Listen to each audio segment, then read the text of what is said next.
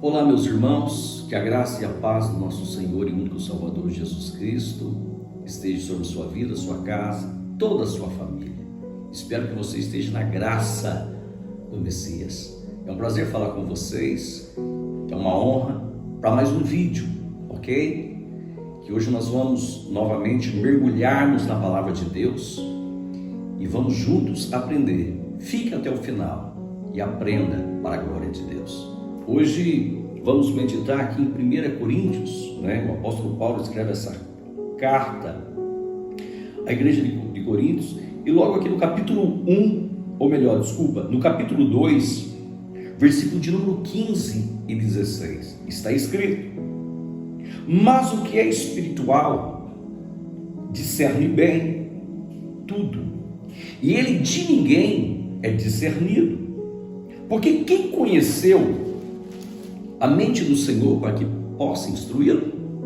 E aí ele encerra dizendo: mas nós temos a mente de Cristo. Desde a criação, a gente vai ver duas linhagens: a linhagem benigna e a linhagem maligna.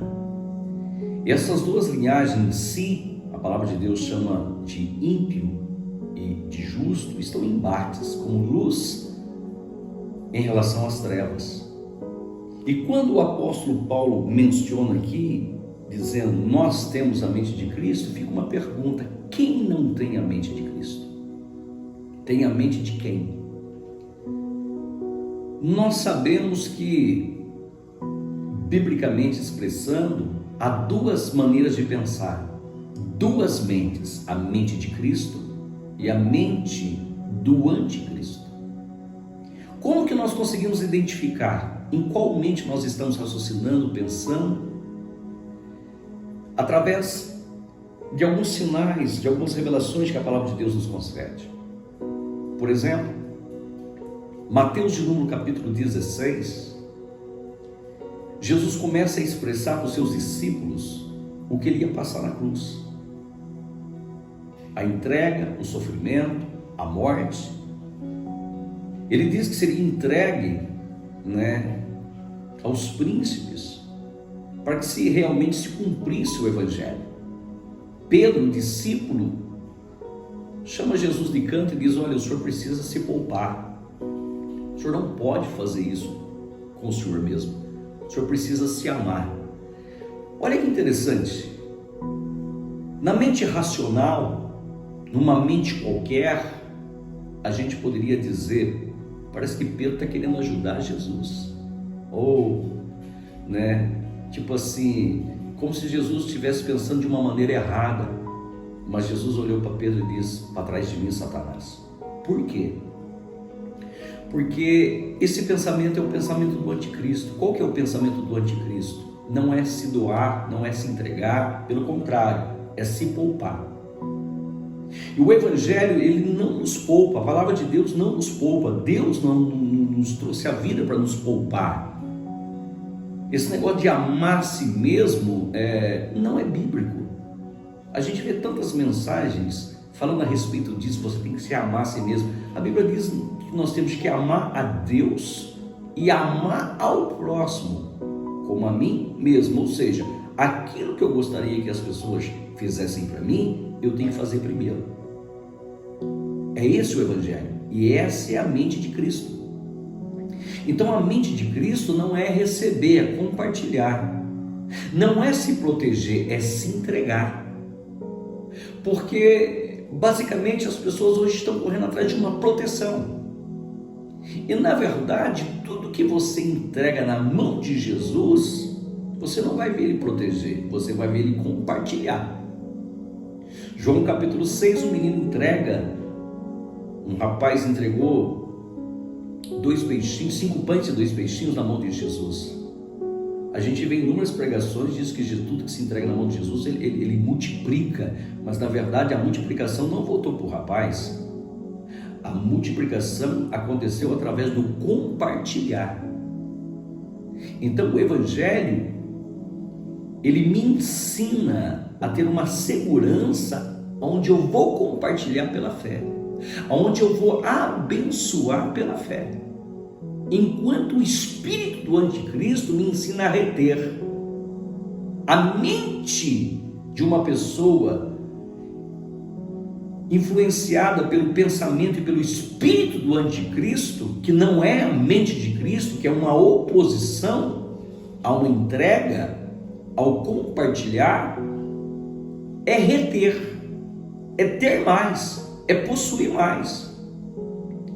Sendo que, na verdade, o Evangelho me traz uma segurança que eu vou me entregar, eu vou executar, eu vou abençoar. Talvez isso pode custar até minha vida, não sei, mas no final vai dar certo. A mente de Cristo me ensina que a rota pelo qual eu vou seguir cumprindo o Evangelho, o final é cruz, o final é entrega, o final é sacrifício, o final é morte. E não é esse o Evangelho que alguns estão pregando. Enquanto alguns estão pregando um Evangelho triunfalista, que tudo vai dar certo, que tudo vai acontecer, que é o Evangelho de resultados, consequentemente, biblicamente, não é essa a mente de Cristo. O apóstolo Paulo, escrevendo aos Gálatas, ele diz no capítulo 6, se não me engano, verso 17, ele diz: olha, eu carrego comigo as marcas de Jesus, as marcas de Cristo. Ok? E quais são essas marcas? Jesus descodificou isso em Mateus, quando ele traça, quando ele ensina no Sermão do Monte as leis do reino. Olha que interessante, olha qual que é a mentalidade da mente de Cristo. Capítulo, deixa eu achar aqui para você, no capítulo 7, se eu não me engano, não, capítulo 5, desculpa, no capítulo 5, ele diz assim, ó,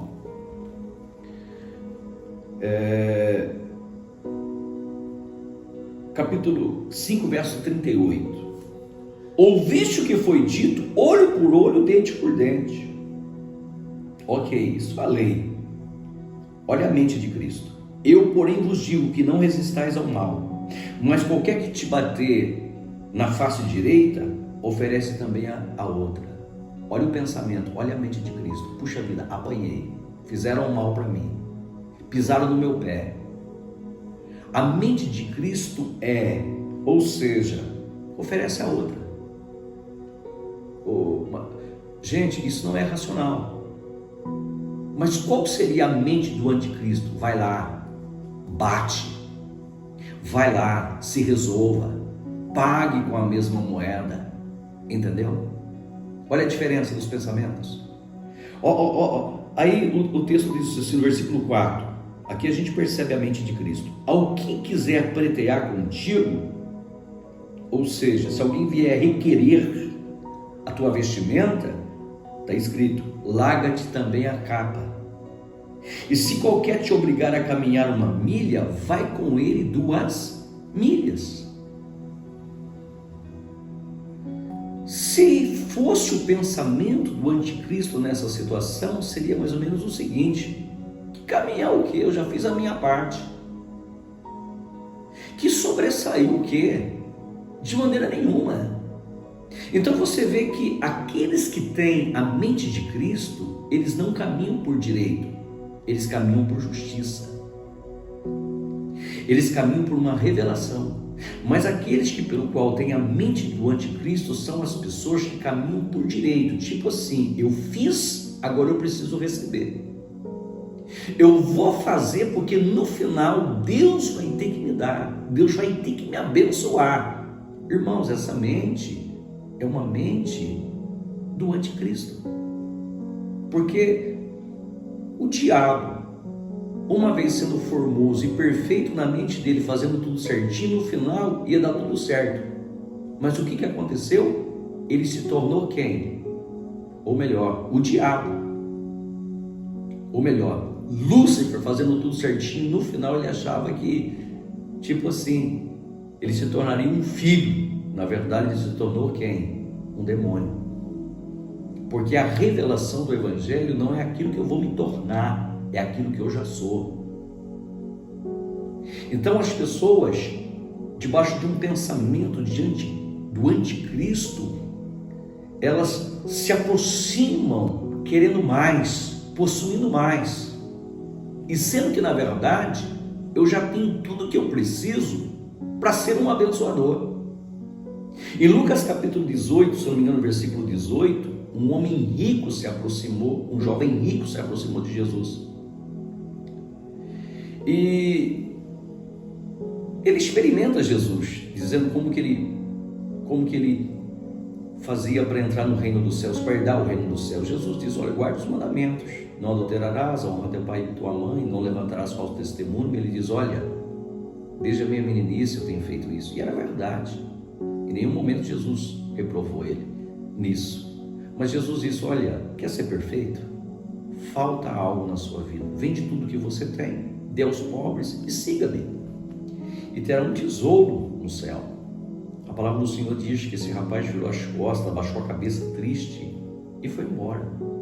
Por quê? Porque ainda que ele obedecia os mandamentos do Senhor, consequentemente, a mente dele não era a mente de Cristo, não era a mente de abençoar, não era a mente de entregar a sua vida em prol dos seus irmãos. Porque em 1 João, se eu não me engano, no capítulo 3, está escrito que um dia Jesus se entregou por nós, e agora o verdadeiro amor, a verdadeira caridade é entregar a vida pelos seus irmãos. Então, a mente de Cristo é: eu já tenho o suficiente, eu sou agora um abençoador. A mente de Cristo, da pessoa que realmente possui a mente de Cristo, é: eu sou a solução na vida de alguém, eu vou ser uma bênção na vida de alguém. A mente daquele pelo qual possui a mente de Cristo, o pensamento de Cristo é: o que eu tenho não é meu, então eu vou usar em prol do reino de Deus, em prol dos meus irmãos. Entenda isso. Por quê? Porque Cristo é uma pessoa, Cristo é um corpo formado de inúmeros membros. É muito notório você ver hoje e ouvir da boca, principalmente de pastores, né? Que é uma pergunta que às vezes, numa pequena conversa que você tem com o pastor, ele te pergunta: qual o nome da sua igreja? Depois ele pergunta: quantos membros tem na sua igreja? Como se houvesse várias igrejas. Biblicamente só há uma igreja que nasceu em Cristo, e ela vem atravessando gerações após gerações, e hoje ela está aí. Pode haver várias denominações, pode haver várias congregações, mas igreja só tem uma, e eu não consigo contar quantos membros tem essa igreja, porque ela começou lá em Cristo, lá atrás, através de Jesus, e hoje ela se estendeu. Então, o que é a igreja? O que é o corpo de Cristo? O que é ter a mente de Cristo? É uma consciência que, assim como Ele deu a vida por mim, agora eu preciso dar a vida pelos meus irmãos. E qual é a mente do anticristo? Qual que é o pensamento na mente de uma pessoa, que é o pensamento do anticristo? Ou seja, é o direito que eu tenho, é esse o pensamento, o direito que eu tenho, aonde as pessoas agora precisam fazer para mim, aonde eu preciso ter mais, aonde eu preciso possuir mais, e por isso eu busco Deus com esse pensamento totalmente errado, exigindo dele mais, numa vida baseada na cobiça, uma vida baseada na avareza, sem entender que aquilo que eu tenho já é dele, e se é dele, não é meu, e se não é meu, se ele pedir, eu tenho que entregar. A palavra do Senhor diz no Salmo, se não me engano, 115, no último versículo, que os céus dos céus pertencem ao Senhor, mas a terra Ele deu aos filhos dos homens. Agora, o termo hebraico nessa frase, que eu não me lembro a palavra correta, não é Ele deu. O significado correto, na etimologia da palavra, na raiz da palavra, é Ele emprestou. Então, a pessoa que tem a mente de Cristo, ela tem em mente o seguinte: o que eu tenho não é meu, é emprestado. Eu não vou levar comigo. Eu preciso abençoar. Eu preciso ser um dizimista. Eu preciso ser um ofertante em prol da expansão desse reino na terra. Eu preciso abençoar pessoas. Eu preciso suprir a necessidade dos necessitados, porque como um pequeno Cristo, eu tenho essa responsabilidade. Enquanto a mente daquele pelo qual caminha e vive na revelação, ou melhor, do anticristo, consequentemente essa pessoa, ela caminha com o objetivo de querer mais, possuir mais, reter mais, e consequentemente essa pessoa caminha para a sua própria perdição. Entenda isso. Há necessidade de removermos o véu do nosso entendimento. Há necessidade de nós removermos tudo aquilo que tampa os nossos ouvidos de ouvir a voz do Espírito Santo, a voz do Senhor, e consequentemente nós precisamos ter a mente de Cristo. A palavra do Senhor diz em Filipenses capítulo 2, versos 5, 6 e 7, que Jesus, mesmo sendo Deus, Ele não usurpou, Ele não usou do seu poder. Mesmo Ele sendo Cristo, consequentemente, Ele se humilhou a si mesmo, Ele aniquilou a si mesmo, sendo obediente à morte de cruz. Aí sim, Deus o exaltou e deu um nome acima de todos os nomes. Mas antes disso, Ele se entregou. E a pergunta que eu faço para você, para a gente encerrar: você tem se entregado? Qual é a sua mente? Qual é o seu pensamento? O espírito do anticristo, aquele que tem a mente e pensa com a mente do espírito do anticristo, pensa nas coisas da terra, pensa nas coisas terrenas, pensa nas coisas temporais. Mas aquele que tem a mente de Cristo, ele raciocina com a mente da eternidade. E é isso que Deus quer para nós.